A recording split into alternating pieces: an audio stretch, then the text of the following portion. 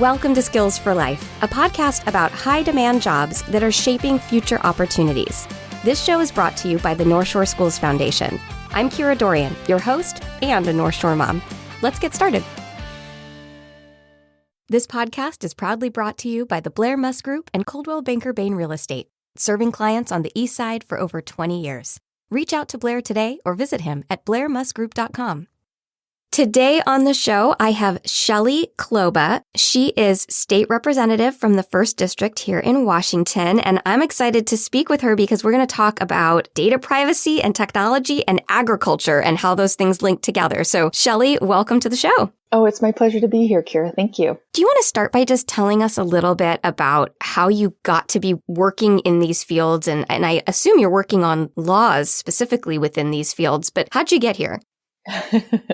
Well, it was a little bit of a different path than I think most people think of. In the state legislature, as you alluded to, we kind of generalize, and there are a lot of things that we need to know a little bit about. And so that's where my interest in some of these things has come from, based on the committees that I serve on. But the way that I got here to the legislature was I majored in kinesiology in college and really had my initial start in the career working in the fitness industry and as a personal trainer, physical therapy aide.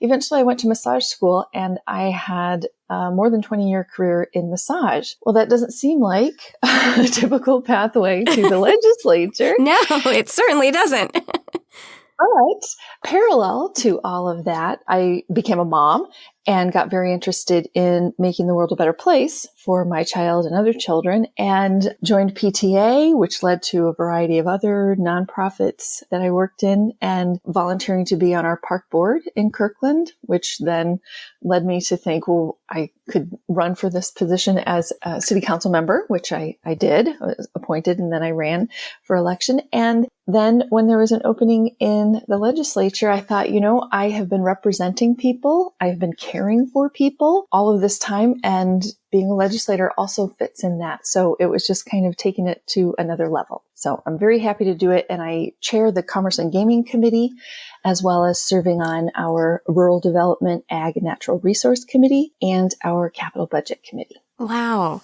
So what I'm hearing is all the PTA moms out there should know that they too can become a representative. Oh, yes. And indeed, there are many people who have somewhere in their background PTA or even, other nonprofit or charitable organizations that can really help you develop skills that maybe you didn't pick up in your actual formal education, but that you get to learn by working with people, and I guess just all of the things that you don't really realize you need.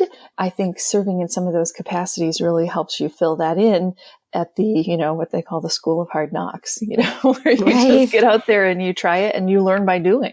Wow, that's really cool. What an amazing career path. Thank you for sharing that for both our students and I think our parents to hear as well, our PTA moms to be inspired. That's really cool. So I know that, these two areas of focus that we're going to talk about today that you're working on are agriculture and then tech and kind of data privacy. So let's start with that. Tell me a little bit about this field, because it does seem to be kind of a new field. I mean, 20, 30 years ago, we probably didn't really need data privacy the way that we do right now. So how has this field transformed, and what kind of jobs do you see cropping up in the next 5 to 10 years as our students are coming out into the workplace? Yes, well, we, I think, saw a pretty steady trajectory of the collection of data and the use of data.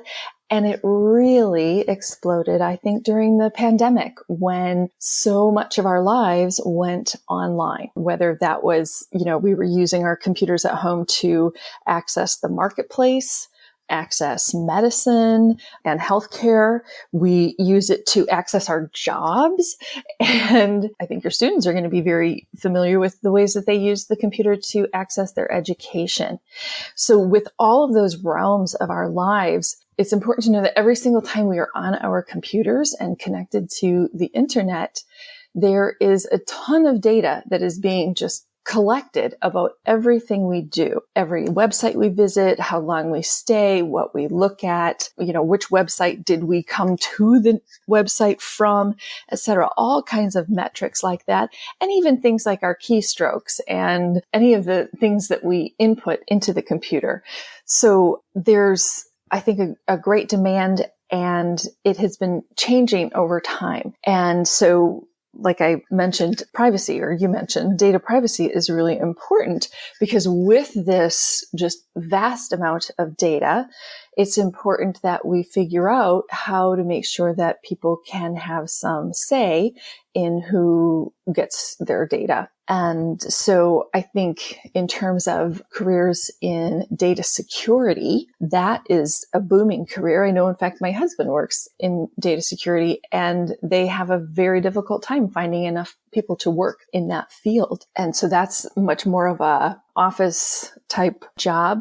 But even the fact that now we all need to have a level of computer access that we maybe didn't have before, that makes broadband a very important concept, broadband access. So in terms of broadband and internet access, that's not just the ways that you connect to the internet, physically, but it's also having the equipment to use to connect to the internet and having the technical expertise to connect to the internet. Now, I imagine that most of the young people listening are, of course, digital natives, and some of those things are not as challenging for them. And I'm sure they can look in their own homes to find people who are less tech savvy than they. And so they can kind of understand that three-legged stool of access. So there are careers in all of that, whether you want to be somebody who's laying fiber, working for one of the big companies, if you want to be someone who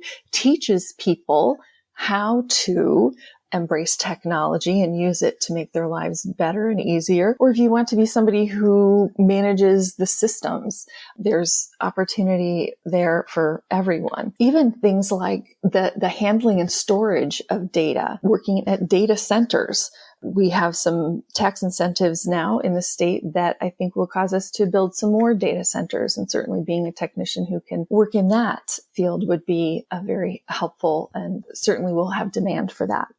Wow. So it sounds like so many different types of opportunities. And then for our students to know that, from what I'm hearing, this could be somebody who's taking a trade school path, someone who's taking a university path, someone who's taking a community college path, like opportunities for everyone, basically. If you're interested in data, in broadband, in this particular arena, there's something out there for you. Oh, absolutely.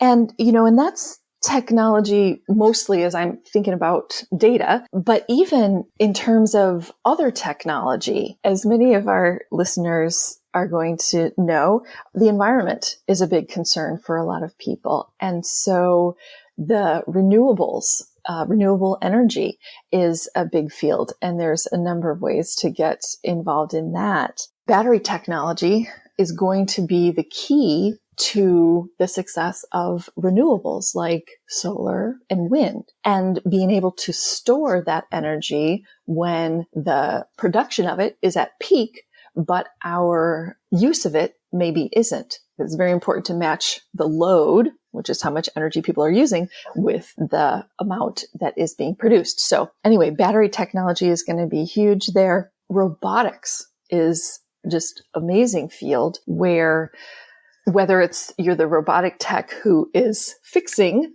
the robot, either, on the production line, or the delivery robots. I don't know if some folks have seen those in Bothell.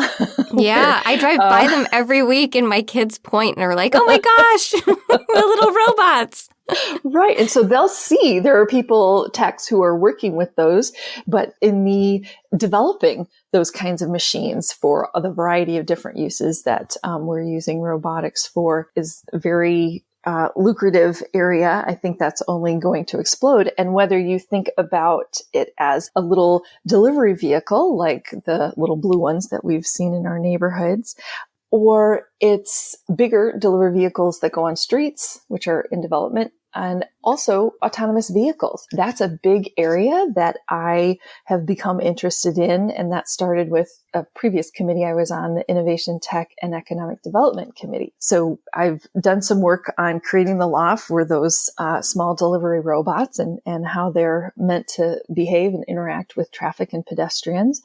And we have a autonomous vehicles work group where we're trying to figure out how do we facilitate the development of those and the testing of them here in Washington State. So those are some very exciting new type of careers that I think would be fun for your listeners to explore a little bit.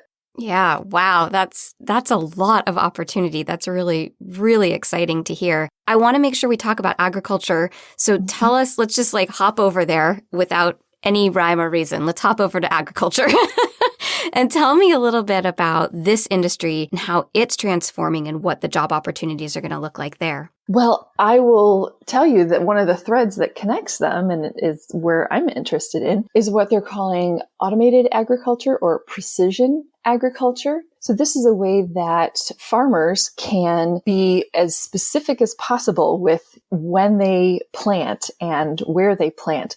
There are multiple types of farm machinery now that use GPS to guide them. And so they may have somebody sitting in the seat where formerly you'd think of yourself as driving, but you're just managing the guidance systems that are, GPS, and they make sure that you are planting or fertilizing or whatever it is you're doing to the crop.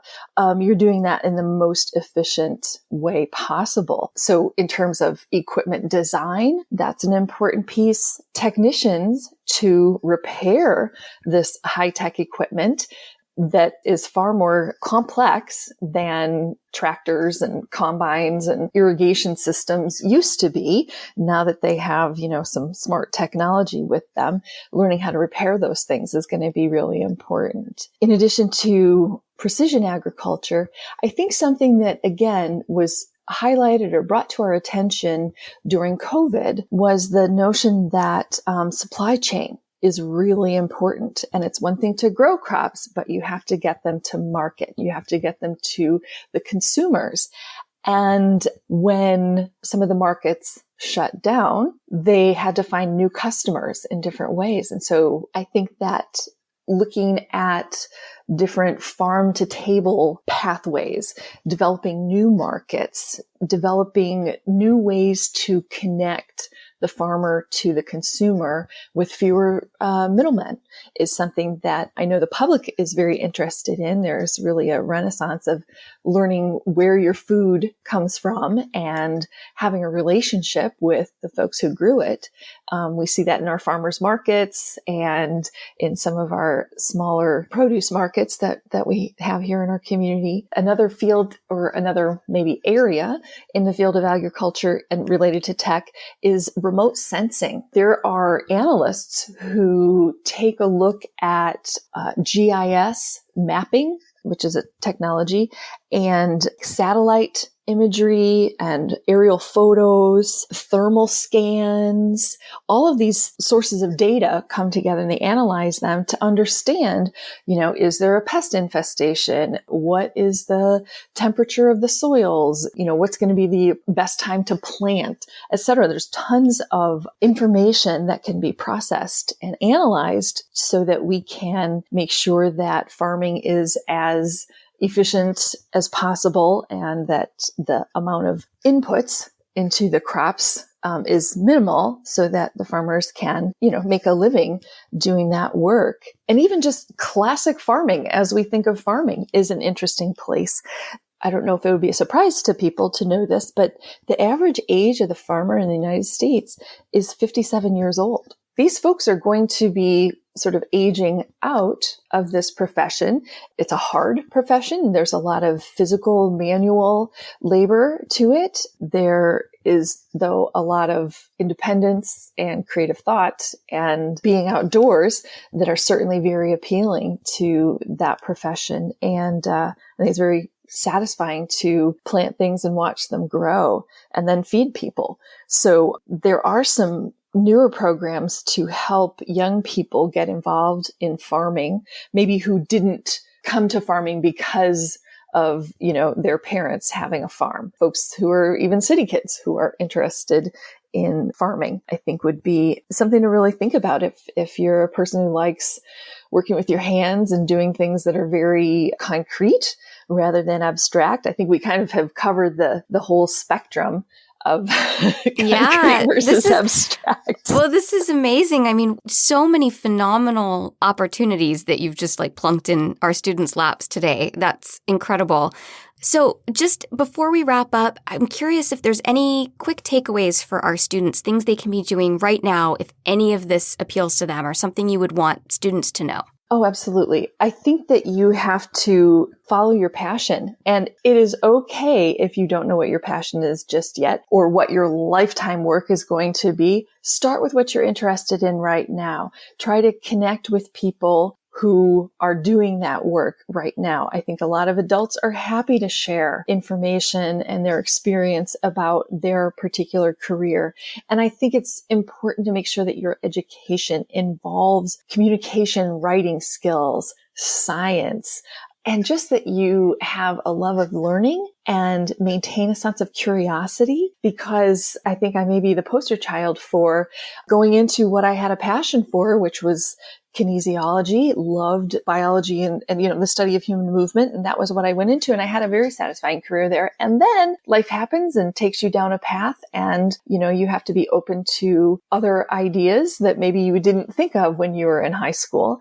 And that can be very satisfying too. I love that. I always think to myself, I wish my parents, when they were telling me, follow your dreams, I wish they had told me it's okay if those dreams change. Absolutely it is. So I appreciate that. Thank you, Shelley, so much for being on the show and just bringing all these amazing opportunities to the foreground for our students and parents to hear. Oh, great. Very cool. And I am one of those adults who's happy to share. So if anybody has any questions about what it's like to serve in the legislature, I'm happy to connect with them. We hope you'll join us again, and remember to hit subscribe to be notified about upcoming episodes. Join the conversation on our Facebook page, Build Skills for Life. That's Build Skills, the number 4, and then the word life. Are you interested in advertising as a sponsor for this podcast? Contact us at podcast@nsdfoundation.org. To learn more about the North Shore Schools Foundation, visit us at northshoreschoolsfoundation.org. Thanks for listening.